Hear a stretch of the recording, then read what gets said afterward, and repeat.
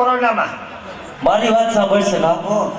આપણે અત્યાર સુધી જ્યાં જ્યાં કાર્યક્રમો આપવા જતા કોરોના પહેલા, આ પ્રોગ્રામ સખા બધા ગામમાં જઈ અને શિક્ષકોના કેમ બહુ અવગુણ ગાતા? અરે અવગુણ નો ગાતો, હું એમ કહેતો કે શિક્ષકોને પગાર છે ને વધારે છે.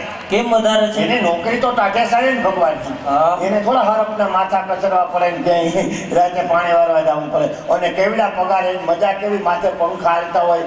અમુક હાઈસ્કૂલમાં એસી હોય, એ બટેટાની ચિપ્સ બનાવે, ટમેટાનો સોસ બનાવે. અને આપણે રાત નદી મહેનત કરી તો દિવાળી આપણે શેરા ભેગા નથી થતા. એટલે મને એવું લાગતું હતું કે માસ્તરનો પગાર વધારે છે. પણ કોરોનામાં ખબર પડી. શું ખબર પડી? કે એનો પગાર ઓછો થાય. અને ગમે ત્યાં ગામમાં કાર્યક્રમ હોય, જેટલા માસ્ટરની નોકરી કરતા હોય ને એને સાઈડ ઓઢાડીને સન્માન કરવું જોઈએ.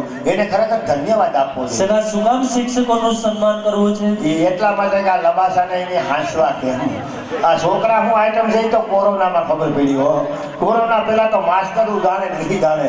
અને આખા લોકડાઉનમાં ટીવી વાળાએ મહાભારત બતાવ્યું.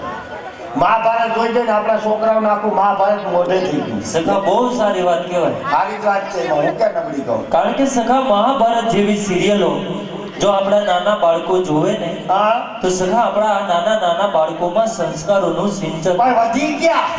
કેમ વધી બે ગયા? વાળા લોકડાઉન જોયું ને, સંસ્કારો વધી ગયા. તમને ખબર ન હોય, ભગવાન કોરોનામાં અમે ઘેરે આવીએ ને હા. તો અમને નક્કી નહોતું થતું. ઘેરે આવ્યા, કુરુક્ષેત્રના મેદાનમાં આવ્યા. કેમ એવું થતું? આ રમતો જેવી રમતા હતા. કોઈ ભીમ બહેનો હોય, કોઈ અર્જુન બને, કોઈ ગટુગજ બને.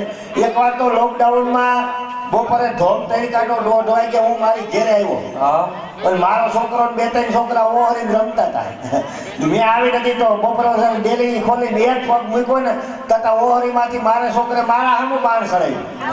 મને કહે દુર્યોધન ખબરદાર તો કેટલું આગળ બેઠો છે તો બાણ તારું સકો નહીં થાય.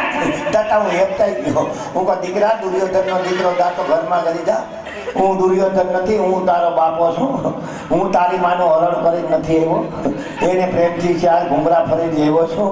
એક ઘૂમરો 1 લાખ રૂપિયાનો થયો છે. બધાએ ઉછીના લઈને